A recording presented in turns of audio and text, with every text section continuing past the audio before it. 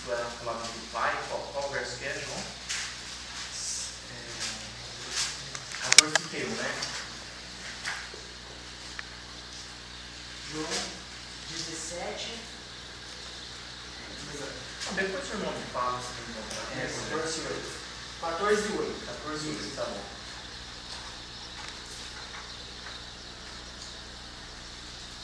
João 7, versículo 18. Olha só. Quem fala por si mesmo está procurando a sua própria glória. Quem fala por si mesmo as suas próprias palavras está buscando a sua glória. Mas o que procura a glória de quem o enviou, esse é verdadeiro e nele não há injustiça. Quem fala as suas próprias palavras, como Jesus disse aqui, ou a partir de si mesmo, né, palavras originadas na mente própria humana, está buscando a glória de quem? De si mesmo, está buscando se gloriar. Mas Jesus, ele não buscava a sua própria glória, ele glorificava o Pai em tudo. Por isso que ele disse que as palavras que eu vos digo, não as digo de mim mesmo. Ele não falava as palavras dele. Jesus, ele estava tão inteiramente despido de si mesmo, tão distante de ser manifestado em qualquer medida possível, que nenhuma influência derivava dele mesmo. Toda a influência que ele tinha era a influência do Pai. E isso acontecia, irmãos, em tal extensão, numa medida tão grande, que nenhum homem podia ir até Cristo se não fosse pela atração do Pai. Lembra que Jesus disse assim, ó, o jovem rico chegou e disse assim, bom mestre, que farei para herdar a vida eterna? O que Jesus respondeu? Por que me chamas bom? Há um só bom, que é quem? Agora eu pergunto para vocês, Jesus, ele era bom ou não era? Mas por que ele disse que bom era o Pai? Porque ele esvaziou-se, né? Ele estava querendo mostrar para o jovem rico que se ele era bom, era porque o Pai estava se manifestando na vida dele, amém? Amém. Assim era o que estava acontecendo. E assim, irmãos, que Jesus agia aqui nessa terra. O poder de atração que Jesus tinha era o poder de atração do Pai. E a manifestação do Pai em Cristo era a única coisa que podia atrair as pessoas para Cristo. Era o único modo das pessoas serem atraídas. Através da vida de Cristo, isso a gente tem que ter sempre em mente, é ilustrado o que Deus quer fazer com a nossa vida. Deus quer que em nós, irmãos, nós sejamos tão esvaziados do nosso eu, que a única coisa que se manifeste na nossa vida seja a vida de Deus. Que as pessoas, ao olhar para o irmão Carlos, é Carlos, né, irmão? Para o irmão Carlos, não vejam o Carlos, mas vejam Deus refletido no Carlos. Que as pessoas, ao olhar para a irmã Daiane, não vejam a Daiane, mas vejam Deus na vida da Daiane. Ao olhar para o David, não vejam o David, mas vejam Deus na vida do David. Esse é o propósito de Deus para a nossa vida. Deus deseja que unicamente a influência dele seja emanada de nós. E aí voltamos para aquele verso principal. Jesus disse, eu te glorifiquei aonde? Na terra. Talvez se nós houvéssemos lido aqui um relato de Jesus sendo fiel a Deus em todos os pontos, vivendo lá no céu, o que a gente ia pensar? Ele ficou lá, né? Foi fácil, né? Então, assim, se ele ficou lá no céu, viveu lá no céu, viver no céu é fácil. Tudo lá é santidade, é fácil ser fiel a Deus no céu. Glorificar a Deus no céu é fácil. Mas não. Jesus veio glorificar aqui a Deus na terra como um ser humano. Abra em Hebreus 2. Hebreus capítulo 2, versículo 17.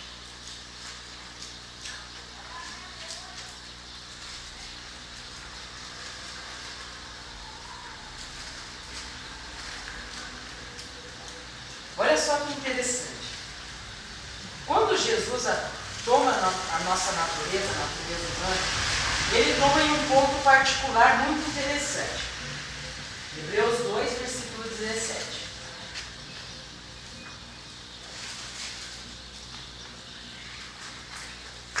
O texto diz assim, por isso mesmo convinha que em todas as coisas se tornasse semelhante aos irmãos.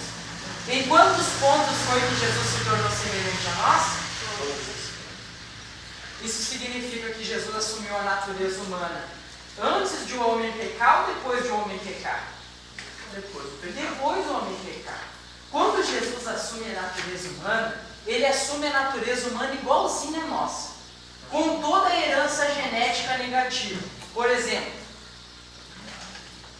na carga genética que nós recebemos dos nossos pais, por exemplo, se o irmão Paulo, o pai dele foi um adúltero, se o pai do irmão Paulo foi um adúltero, o pai dele era mulherengo, e aí o Paulo nasceu. Na genética do Paulo, infelizmente, ele traz essa genética negativa da prostituição ou daquilo que é chamado de fornicação. Isso é uma herança genética que a gente recebe dos nossos pais. Todas as famílias, por exemplo, o pai da irmã fumou a vida inteira e a irmã nasceu. Na irmã, há tendência genética para ser uma fumante, porque o pai fumou. Jesus assume a natureza humana. Quando ele assume a natureza humana, ele recebe de Maria toda a carga genética negativa que Maria tinha. E não era uma carga genética muito boa, né? Às vezes a gente fica pensando, por que Mateus tem aquela genealogia, Mateus e Lucas, né? Justamente para mostrar a herança genética negativa que Jesus recebeu. Por exemplo, lá diz que Jesus era filho de Davi.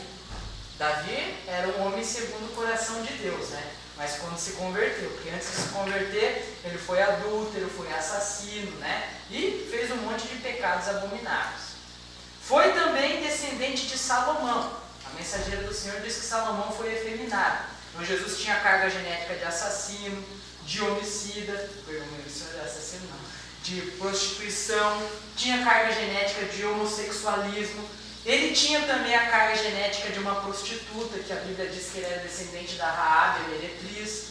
Toda essa carga genética, daqueles reis de Israel que se prostituíram, que criaram montes para adoração a falsos deuses, toda essa carga genética negativa foi colocada sobre Cristo. Então, olha só, no mesmo patamar que nós, a gente fala assim, mas para nós é mais difícil porque eu recebi uma herança genética lá do meu pai que era muito difícil. Meu pai tinha um caráter muito nervoso e por isso que eu sou nervoso. Jesus também. Mas eu tinha tendência para prostituição porque meu pai se prostituía. Jesus também. Porque acontecia isso, aquilo, aquilo outro. Jesus também. Porque a Bíblia diz que ele foi tentado em todas as coisas à nossa semelhança.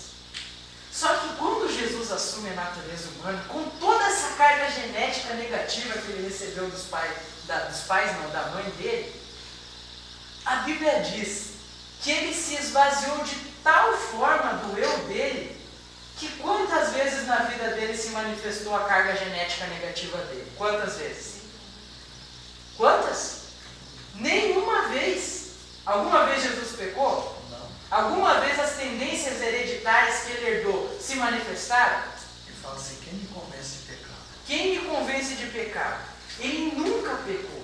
Ele tinha carga genética negativa dele. Mas pecou? Não. Por quê? Porque ele era tão esvaziado do eu. Permitia de tal maneira que Deus controlasse a vida dele, que o poder de Deus na vida dele abafava poderosamente as obras da carne, e a carne não tinha força contra o Espírito. Olha que maravilha! A carne de Cristo não se manifestava porque o Espírito de Deus habitava nele abundantemente. Ele permitia ser guiado pelo Espírito Santo. Ele se esvaziava do seu eu. Nada do humano. Tudo que se manifestava em Cristo era a vida do Divino Pai. Até hoje de manhã a gente comentou, que aquele texto de 1 Timóteo 3,16 no original está assim, porque Deus foi manifesto em carne, né? Como que Deus foi manifesto em carne?